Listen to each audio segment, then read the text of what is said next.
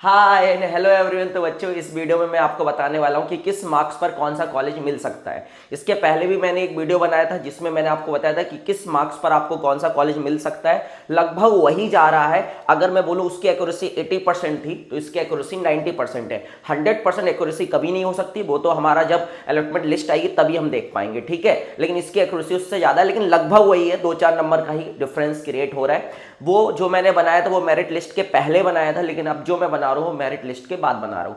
बहुत सारे बच्चे बोल रहे हैं कि सर हमने लास्ट ईयर की मेरिट लिस्ट देखी, उसमें जो कॉलेज मिला था अनरिजर्व को वो 750 रैंक तक मिला था, लेकिन आप तो 475 मार्क्स मतलब 650 रैंक तक ही बोल रहे हैं, या जो भी मैं बोल रहा हूँ मतलब कम क्यों बोल रहा हूँ। तो देखो बेटा, आप जो मेरिट लिस्ट देख रहे हैं वो सीजीडीएमई के द्वारा बनाई गई है, मतलब जो सीजीडीएमई ने मेरिट लिस्ट बनाई थी वो, और जो मैं अभी आपको बता रहा हूं ये वाली मेरिट लिस्ट जो है वो एनटीए ने दी है सीजीडीएमई को। तो बोलोगे सर इसमें डिफरेंस क्या है तो छत्तीसगढ़ के ही बच्चे ना, डिफरेंस क्या है? तो इसमें डिफरेंस ये है कि सीजीडीएमई जब आपकी मेरिट लिस्ट बनाता है तो उसमें अदर स्टेट के बच्चे भी होते हैं, क्योंकि अदर स्टेट के जो बच्चे होते हैं वो हमारे यहाँ पे गवर्नमेंट मेडिकल कॉलेज में तो पार्टिसिपेट, उसकी काउंसलिंग में तो पार्टिसिपेट नहीं कर सकते हैं, लेकिन वो जो हमारे यहाँ पे प्राइवेट मेडिकल कॉलेज है उसकी काउंसलिंग में पार्टिसिपेट करते हैं। तो आप अगर देखेंगे लास्ट ईयर तो 750 रैंक तक अगर आप देखेंगे स्टेट रैंक तक, तो उसमें आपको एक कॉलम था वहां पे डोमिसाइल वाला, उसमें यस और नो लिखा होता है। तो आप देखेंगे कि 100 बच्चे लगभग ऐसे मिलेंगे जिनके डोमिसाइल में नो लिखा हुआ था, मतलब वो अदर स्टेट के बच्चे थे, इसलिए वहां 750 तक मिला था। लेकिन यहां 650 तक ही मिलेगा, या जो भी मैं बताऊंगा वहां तक ही मिलेगा।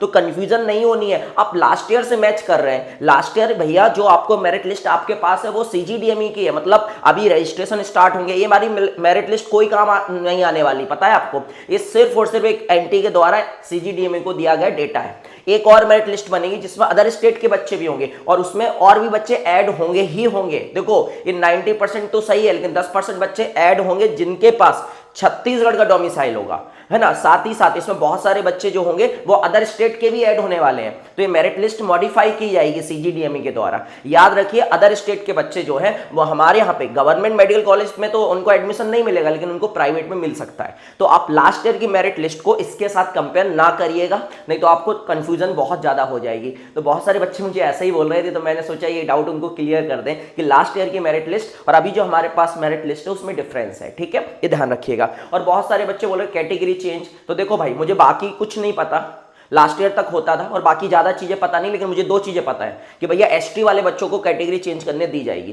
क्योंकि एसटी स्पेशल भी होता है। तो यार कुछ लोग भी मतलब जो ये वीडियो बनाते हैं वो थोड़ा सा कॉमन सेंस नहीं लगाते क्या कि भैया ऑल इंडिया में एसटी अकेले होता है, लेकिन अपना जो छत्तीसगढ़ में होता है वो एसटी और एसटी स्पेशल होता है। तो एसटी स्पेशल को आप कैसे आइडेंटिफाई करोगे? वो तो उसके लिए तो आप कैटेगरी चेंज करोगे ना। और एक और चीज मैं बता देता हूं कि आप जनरल कैटेगरी से ईडब्ल्यूएस में जा सकते हैं, बिल्कुल जा सकते हैं। आप ऑल इंडिया की काउंसलिंग में देखिएगा, आप ओबीसी से जनरल में जा सकते हैं, आप जनरल से ओबीसी में जा सकते हैं। अगर आपके पास वैलिड सर्टिफिकेट है और आपका बिल्कुल सब कुछ सही है तो आप डर क्यों रहे हैं? अरे नहीं था उस समय पे सर्टिफिकेट मेरे पास 6 महीने पहले, लेकिन मेरे पास आज है। कौन सा रूल ये बोलता है? आप बताइए, सीजीडीएमई ने जो रूल अपलोड किए वहां पे कहां पे लिखा हुआ है कि आप नीट के फॉर्म में जो कैटेगरी फिल करेंगे वही कैटेगरी यहां पे मान्य होगी? देखिए, लोग डराने का काम करते हैं, आप डर रहे हैं।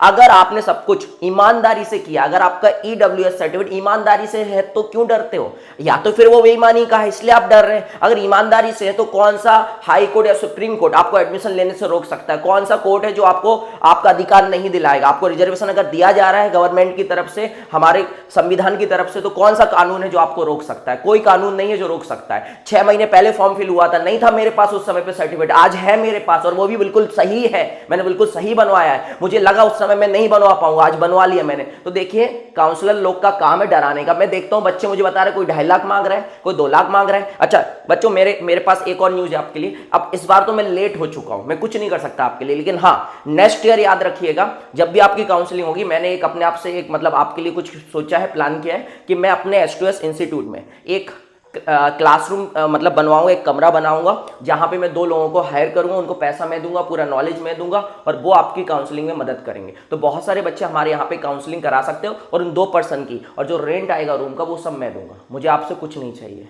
मेरा बच्चा परेशान नहीं होना चाहिए। एक टीचर का कर्तव्य होता है, एक टीचर की ड्यूटी होती है, रिस्पॉन्सिबिलिटी होती है कि उसका बच्चा परेशान नहीं होना चाहिए। तो नेक्स्ट ईयर से जितने भी काउंसलर लोग हैं उनका तो मैं पत्ता साफ करने वाला हूँ। आप ना बहुत पैसा कमा रहे हो ना, तो उनका तो पत्ता मैं साफ कर दूंगा। मैं क्या करूंगा, फ्री कराऊंगा। मैं आपसे 1 रुपए नहीं लेने वाला हूं। और ये सब चीज़ें ना मैं दूंगा उनको, मेरे को लगेगा ना 50 रुपये महीने का रेंट लगने दो, मुझे उनको देना पड़ेगा ना 20-20 हज़ार रुपये देने दो, 1 लाख रुपये महीने का लगे 2 लाख के लिए हम कर लेंगे मैनेज, कोई दिक्कत नहीं, लेकिन मेरा बच्चा परेशान नहीं होना चाहिए। तो इन लोग ने मजा मतलब पता नहीं क्या बना दिया है, धंधा बना के रख दिया है, बच्चे की एक मदद कर दो तो बस पैसा ले लो उस चीज़ का। किस चीज़ का पैसा ले लो भाई, आपने इतनी मेहनत की, आपको कॉलेज मिल रहा है, इस चीज़ का मैं पैसा ले लूँ? अरे मेरा भैया ईमान एक मतलब साथ नहीं देता इसमें। चलिए अब कट ऑफ पे बात कर लेते हैं, ये सब बहुत बातें कर ली। तो रायपुर, बिलासपुर, राजनांदगांव, जगदलपुर, मैं ये मान के चल रहा हूँ कि आपने पहले रायपुर को फिल किया है, फिर बिलासपुर है, फिर राजनांदगांव है, फिर जगदलपुर है। इसके बाद इन 3 कॉलेज में बहुत ज़्यादा दिक्कत होती है, कोई रायगढ़ को ऊपर रखेगा, कोई दुर्ग को ऊपर रखेगा, कोई अंबिकापुर को ऊपर रखेगा, तो इन तीनों का मैं एक साथ बताऊंगा, वैसे इन तीनों का भी मैं एक साथ बताऊंगा। मैंने इसके पहले जो वीडियो बनाया लगभग वही जाने वाला है, मैं आपको परेशान करने वाला काम नहीं करता हूँ, सत्य बताता हूँ, जो सही है वो बताता हूँ। हो सकता है कुछ बच्चों का दिल टूट जाता हो, कि जिसका 470 या 465 नंबर आ रहा हो, उसका दिल टूट गया होगी, सर तो बहुत यार गंदा बोल दिया कि हमको मिलेगा ही नहीं, और मिल जाएगा तो फिर हम सर को मानने जाएंगे कि सर ने तो बोला था नहीं मिलेगा, हमको तो मिल गया। देखो बेटा, मैं सिर्फ वो बता रहा हूँ जिस पे आपको 100% कॉलेज मिल जाएगा। मैं तो चाहता हूँ कि हर एक उस बच्चे को मिले जिसने मेहनत की, उसका 150 नंबर भी आया लेकिन उसने मेहनत की तो मिले भैया। लेकिन मेरे चाहने ना चाहने से कुछ नहीं होता है। मैं आपको गलत न्यूज़ नहीं दूंगा, ऐसे नहीं बताऊंगा कि एक दिन आऊँ और बोलूँ 520 कट ऑफ जाऊंगा, दूसरे दिन आऊँ बोलूँ 440 कट ऑफ जाएगा, तीसरे दिन आऊँ 460 जाएगा, और जो जाएगा तो बता दूंगा मैंने तो पहले ही बोला था कि इतना जाएगा। ऐसा काम मेरा नहीं होता भाई। हाँ मैं मानता हूं, मैं एक्सेप्ट करता हूं, मैंने एससी कैटेगरी का, अगर मेरा आप पहला वीडियो देखेंगे तो मैंने 410 प्लस ही बोला था, दूसरा देखेंगे तो मैंने 400 बोला था, और तीसरा जो मैंने बनाया था उसमें 395 प्लस इसलिए बोल दिया था, सुनिएगा, क्योंकि बहुत सारे, मैं भी तो इन्फ्लुएंस होता हूं ना बाकी लोगों से, मुझे नहीं होना चाहिए, लेकिन इतने सारे वीडियोस डले रहते हैं ना कि जहां पे मैं भी इन्फ्लुएंस हो जाता हूं। एसटी का 260 नंबर बोल रहे थे, मुझे भी ऐसा लग रहा था, मैंने पहले वीडियो में 300 प्लस बोला था, फिर मुझे भी लग रहा था अरे यार मैं 300 प्लस बोल रहा हूं, बाकी लोग 260 प्लस बोल रहे हैं, तो क्या ऐसा हो सकता है? तो थोड़ा बहुत 5-10 नंबर मैं भी कम कर लेता हूं। लेकिन यू आर अनरिजर्व कैटेगरी की अगर हम बात करें, और अगर हम बात करें ओबीसी, ईडब्ल्यूएस, एसटी का मेरा बिल्कुल परफेक्ट जा रहा है। 2 नंबर 3 नंबर का डिफरेंस तो देखो चलता ही है, लेकिन वो भी नहीं जा रहा है। बाकी रही बात मेरी इसकी एससी की, तो मैं मानता हूं कि 10 नंबर का डिफरेंस आया। अब हमें मानना पड़ेगा कि एससी में हमें बच्चे भले देखने को ना मिले, लेकिन बच्चे होते हैं, इसलिए मैं हमेशा 400 प्लस बोल रहा था। लेकिन उससे भी मतलब मैं 395 बोल रहा था, लेकिन उससे भी ऊपर जा रहा है। मैं मानता हूं मेरी तरफ से 5-6 नंबर की दिक्कत हुई है यहाँ पे, लेकिन बाकी कैटेगरीज में नहीं हुआ है। चलिए अब जेएनएम की बात करते हैं।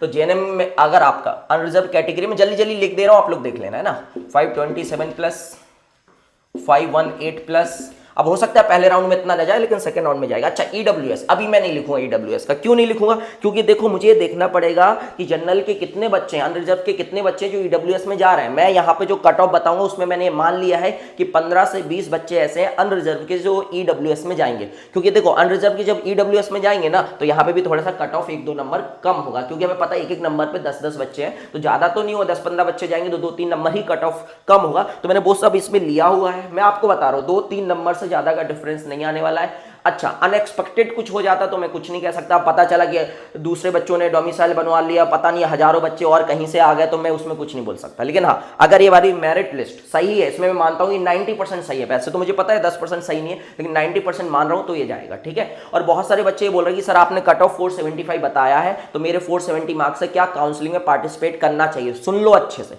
ये सब कुछ एक्सपेक्टेड है, एक सच मतलब क्या होने वाला है किसी ने नहीं देखा, इसलिए आपको काउंसलिंग में पार्टिसिपेट करना है। आपके 400 नंबर भी है तो मैं कहूंगा कि आपका मन है तो आप बिल्कुल पार्टिसिपेट कीजिएगा, किसी की बातों में मत आइएगा।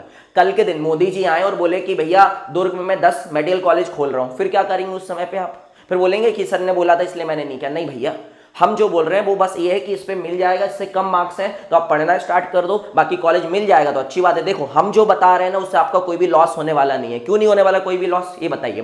क्योंकि अगर मैंने बोला 475 जाए और 470 जाएगा तो फायदा ही है। क्यों फायदा है बताइए? 475 मतलब अगर आप 475 से कम आप पढ़ते रहेंगे और आपको 470 जाता है तो भी कॉलेज मिल जाएगा। ऐसा तो है नहीं कि आप पढ़ते रहेंगे तो आपको कॉलेज नहीं दिया जाएगा। कॉलेज सिर्फ उनको मिलेगा जो पढ़ नहीं रहे थे, मिल जाएगा ना।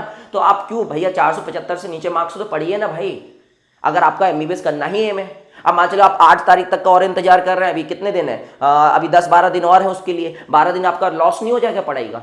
फिर आप बोलोगे अरे यार अब लेट हो गए, फिर ये हो गए वो हो गए। 12 दिन क्या होते हैं आप जानते हैं? अरे एक नंबर पे यहाँ पे आप देख सकते हैं कितने सारे बच्चे हैं छत्तीसगढ़ में, तो बाकी ऑल इंडिया में सोचिए कि एक नंबर पे कितने सारे बच्चे होते। तो आप समझिएगा भाई, टाइम बहुत कीमती है और उसकी वैल्यू कीजिएगा। ईडब्ल्यूएस में 490 प्लस, मैंने ये पहले बता दिया, मैं ये मान रहा हूँ कि 15-20 बच्चे अनरिजर्व ईडब्ल्यूएस में आएंगे। काउंसलिंग के दौरान, और इसका जाएगा 460 प्लस और इसका 360 प्लस। ये मैं पहले भी बता चुका हूँ, आप देख लीजिए, उससे मैच कर लीजिएगा। वो तो मैंने कब बनाया था, जब हमारी मेरिट लिस्ट नहीं आई थी, जब हमें कुछ पता नहीं था छत्तीसगढ़ के बारे में। अभी तो हमें बहुत कुछ पता है छत्तीसगढ़ के बारे में उस समय। तो आप देख लीजिए कैसी मैचिंग होती है, अब आपके ऊपर है। 515 प्लस, 510 प्लस, 500 प्लस, और इन तीनों का अगर मैं बोलूं तो 485 प्लस या 486 कर लो इसको, है ना।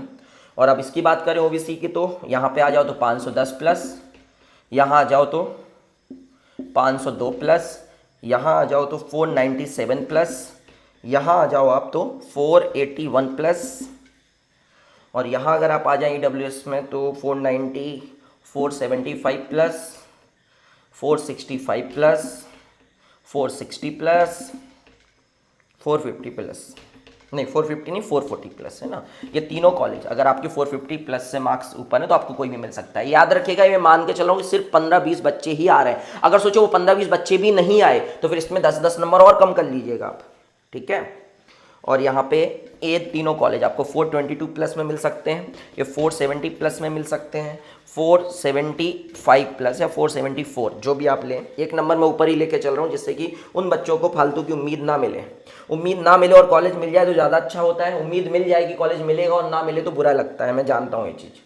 अब 460 प्लस में हो गया SC, ये 445 प्लस, ये 432 प्लस, ये 428 प्लस, और ये तुम्हारा 412 प्लस, और ये 401 प्लस। 400 प्लस भी कर सकते हो, लेकिन मैं बोल रहा हूँ एक नंबर में ज़्यादा ही लेके चल रहा हूँ, ठीक है। 400 प्लस मान लीजिए। अब इस पर बहुत सारी चीज़ें, इस पर भी डिपेंड करता है कि ऑल इंडिया से कितने बच्चे जा रहे हैं। जो मैं सोच रहा हूँ हो सकता है उससे ज़्यादा चले जाएँ, और जो मैं सोच रहा हूँ क्या पता उससे कम चले जाए। तो 1-2 नंबर तो रेफरेंस आ ही सकता है बेटा, इसमें तो कोई बड़ी बात है नहीं है। 345 प्लस, 335 प्लस, 330 प्लस। आप पहले का वीडियो देखिए मेरा, जिसमें मैंने बताया कि किस मार्क्स पर कौन सा कॉलेज मिला। उस समय तो मेरिट लिस्ट भी नहीं आई थी। आप मैच कीजिएगा, इससे जरूर कीजिएगा, दोनों का स्क्रीनशॉट लीजिएगा और कीजिएगा, और देखिएगा कितना डिफरेंस आता है मेरे बताने में। इसका 310 प्लस और इन तीनों का जाएगा 294 प्लस, ठीक है। ये आपका रहेगा। इसमें 308 ले लो आप, ठीक है, ये रहेगा आपका, ठीक है। तो ये बता दिया मैंने। साथ ही साथ मैं आपको ये बता देता हूँ कि 29 जुलाई से हमारी काउंसलिंग स्टार्ट हो रही है। 29 जुलाई से हमारे रजिस्ट्रेशन स्टार्ट हो रहे हैं। 29 से लेके 4 अगस्त तक, है ना, हमारी काउंसलिंग चलेगी। फिर उसके बाद 5 को मेरिट लिस्ट आएगी, और 7 को शायद अलॉटमेंट लिस्ट आएगी, और 8 से लेके 12 तारीख तक, ऐसे ही 1-2 दिन देख लेना आपको, तो आपको पता ही है। आपने एडमिशन और स्क्रूटनी चलेगी, ठीक है। तो जो भी इन्फॉर्मेशन की आपको ज़रूरत पड़ेगी बिल्कुल दी जाएगी, आपको टेंशन बिल्कुल नहीं लेने का। इस बार तो मैं आपकी मदद नहीं कर पा रहा हूँ, लेकिन नेक्स्ट ईयर से मेरी प्लानिंग है कि भैया मैं आपके लिए एक बढ़िया सा बिल्डिंग लूँगा रेंट पे, और वहाँ पे 2 लोगों को रखूँगा, और बहुत सारा सिस्टम बना के रखूँगा, जेरोक्स कॉपी सब कुछ, प्रिंटर सब कुछ वहाँ रहेगा। और आपको 1 रुपये भी नहीं देना है, 1 रुपये भी नहीं देना, ध्यान रखिएगा। सब मैं वहाँ पे करूँगा, लेकिन आपकी काउंसलिंग मैं कराऊँगा। लेकिन ये सिर्फ और सिर्फ गवर्नमेंट मेडिकल कॉलेज, मतलब जो गवर्नमेंट की काउंसलिंग करना चाहते हैं उन बच्चों के लिए रहेगा। गरीब बच्चों के लिए मैं करना चाहता हूँ कि अमीर लोग तो मेरी बात वैसे भी नहीं सुनते, उनके पास तो वैसे भी पैसा बहुत सारा है, तो वो तो दे ही रहे हैं ना, ठीक है, उनको देने दीजिए। लेकिन गरीब बच्चा तो मेरा है, क्योंकि मैं भी, मतलब मैंने भी बहुत गरीबी देखी है, तो मेरे लिए गरीब बच्चा बहुत मायने रखता है, तो मैं तो उसके लिए करूँगा, ठीक है।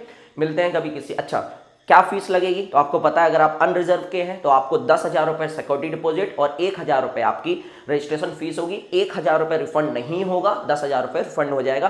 किन किन केसेस में होगा, पहले भी बहुत सारी वीडियोस बना चुका हूँ, बार बार वो बताने की जरूरत नहीं है। और अगर आप रिजर्व कैटेगरी के हैं तो आपको 5500 रुपये देना पड़ेगा।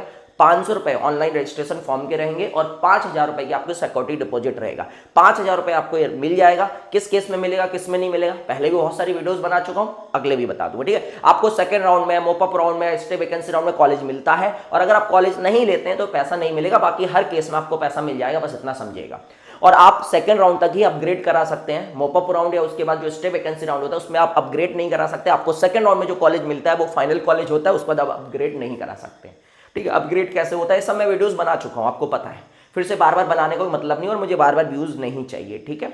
मेरा उद्देश्य साफ है, आपकी मदद होनी चाहिए बस, और मुझे कुछ नहीं चाहिए। तो मिलते हैं कभी किसी और दिन किसी अन्य वीडियो के साथ, जब तक अपना ख्याल रखिएगा।